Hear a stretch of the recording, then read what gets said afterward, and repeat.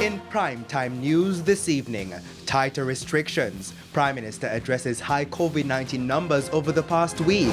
Vaccine ambassadors call for vaccinated persons to help Jamaica reach herd immunity. And vaccine mobilization program to employ hundreds.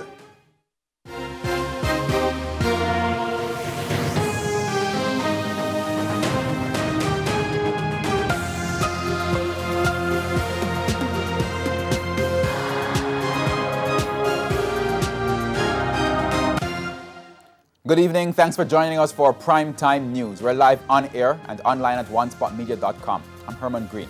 Also in this evening's package, the Business Day, Primetime Sports, Sports Commentary, E-Prime, and Weather. And of course, here is our feedback question.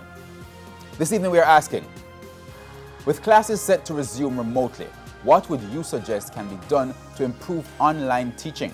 You can share your comments online, facebook.com/televisionjamaica or tweet @televisionjam. Please stay tuned.